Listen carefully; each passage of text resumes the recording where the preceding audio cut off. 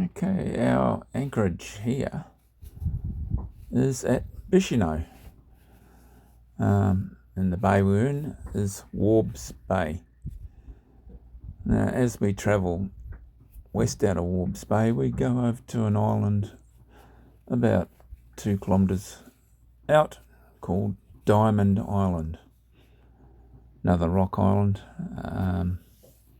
It doesn't seem to be much in the way of seabird life on there, but it is quite an interesting place.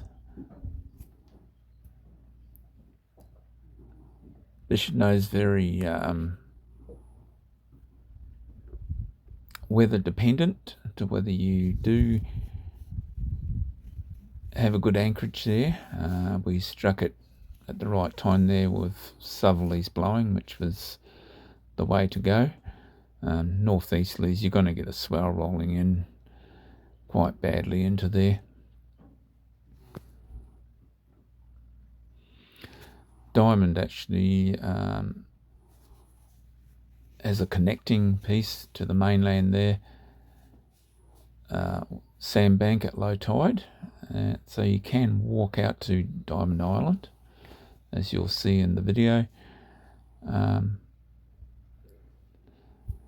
People walking across.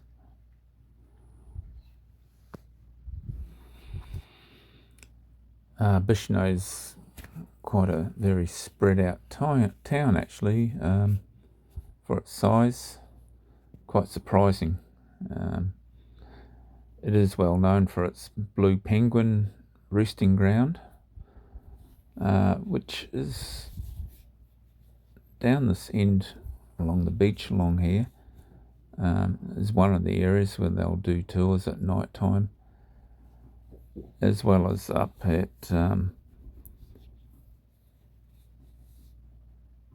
the gulch, which you'll see a bit later in the video.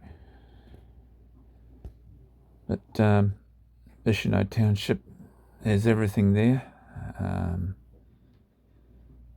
The post office and takeaway shops and coffee shops, and has all the bits and pieces.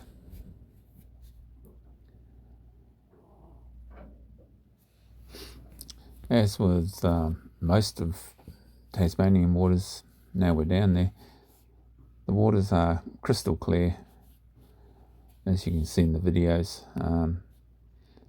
You can get to see everything, and it's quite well known for its diving. Even in Warbs Bay, we see a lot of divers doing scuba diving. As we head on over into the gulch, which is on the outside there, it's another rock island type situation over there, and it is more for seabird roosting, as you'll see in the video. Where we are anchored down there, it is very good sand holding anchorage down there.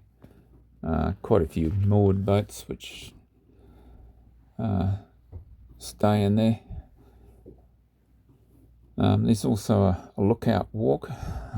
That's the mountain that we're passing over right at the moment, and it's got good views from up there, which overlooks the gulch as well as Warbs Bay. The good thing about the gulch is it's another very safe anchorage if you do get caught out with weather. There is a wharf down there, and there is a zone mark area down there, which they have in Tasmania, marked in red, which you can tie up to the wharf and stay for 3 days, as long as no one's there. So it can be a bit busy, because at the time I was there, it's a lobster fishing boat that was tied up there. The other zone where the 2 yachts were on is a yellow zone, which is mainly a short-term stay for dropping off or doing shopping before you go. But seafood place, it's a lobster seafood place. You can go up and get takeaway seafood as well as eat there. There's also a distilling place quite close to the yachts there. I think it was, I'm not too sure if it was gin or whatever. But the rock island seems to be mostly terns that nest there. They're in their thousands. As I slowly go over them, and they didn't seem to be too afraid of the drone. And they're just everywhere here. It's a pity we don't get to see that many in the blue penguins. You can do walks around the tracks, around the rocks, from the gulch back around to Warbs Bay. You'll see plenty of little tracks where the penguins come up and holes where they go. But I haven't seen too much signs of the penguins that have been there, so not really sure if there's many around. And we head on back around to Warbs Bay, around the point.